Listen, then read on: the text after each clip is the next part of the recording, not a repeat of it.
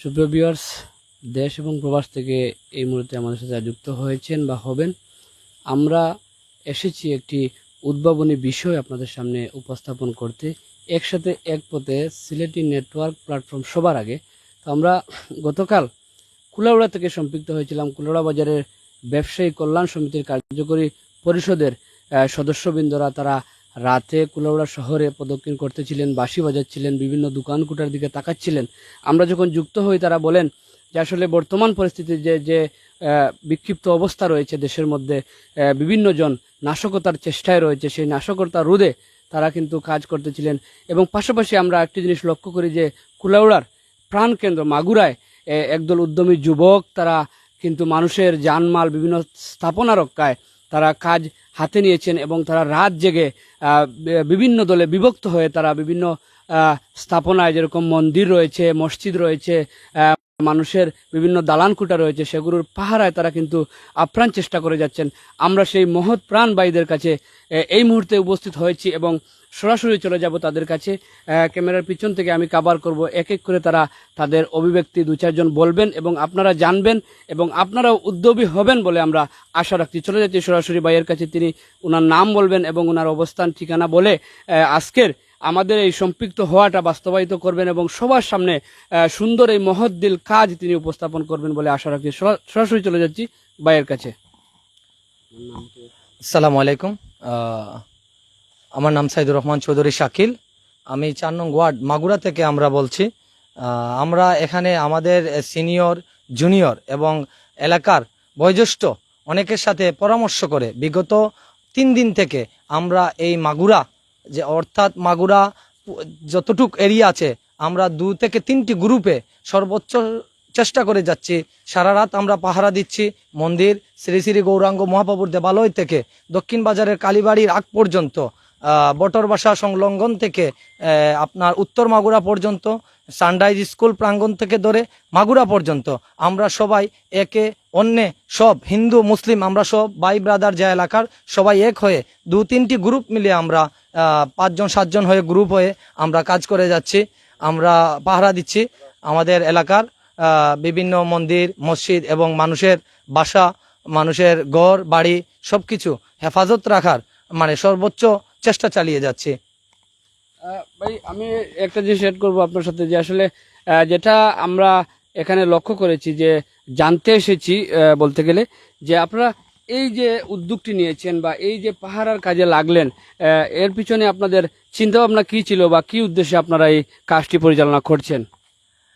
আসলে দেশের যখন সরকার পতনের পরপরই দেশে প্রশাসনিক যে অবস্থা আমরা দেশ সারা বাংলাদেশের সবই আমরা জানি যে আইনীয় ব্যবস্থাটা আমাদের এখন প্রশাসনের হাতে নাই। বিভিন্ন পুলিশ স্টেশন পুলিশহীনতায় ভুগছে। সেক্ষেত্রে আমাদের নিরাপত্তা একটা বিশেষ প্রশ্ন দাঁড়ায়। আসলে সত্য কথা বলতে নাশকতা কখনো কোনো দলের হতে পারে না, কোনো জাতির হতে পারে না। এদের কাজই হচ্ছে নাশকতা করা, চোর যাদের চিন্তা ভাবনা চুরি করা। সেক্ষেত্রে যখন বর্তমান যেহেতু আইন শৃঙ্খলা বাহিনী নেই, সেক্ষেত্রে আমাদের জানমালের বিরাট ক্ষতির একটা সম্ভাবনা থেকে আমার এলাকার যারা আমরা ইয়াং উদ্যোক্তা বলতে আমরা ভাই ব্রাদার সবাই মিলে নিয়েছি।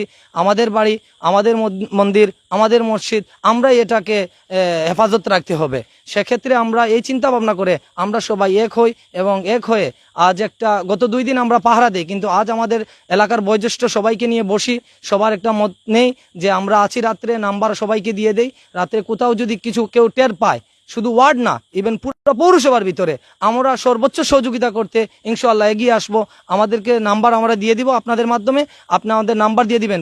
যতটুকু পারি আমরা শুধু ইভেন এই মাগুরা না, পুরা কুলাউড়ার জন্য আমরা কাজ করে যাব। এটা হচ্ছে আমাদের মাগুরাবাসীর, এই মাগুরার আমাদের পক্ষ থেকে এটা আপনার মাধ্যমে একটি মেসেজ। জি, ধন্যবাদ। আসলে সুন্দর এবং উদ্ভাবনী বিষয় এবং এই কার্যক্রমে আমরা উপস্থিত থাকতে পেরে এবং সবার সামনে উপস্থাপন করতে পেরে আমরা নিজেদের কাছে অনুপ্রাণিত মনে হচ্ছে। যদি আর কোনো ভাই যুক্ত করেন আমার সাথে আরও কিছু ইনফরমেশন দিয়ে।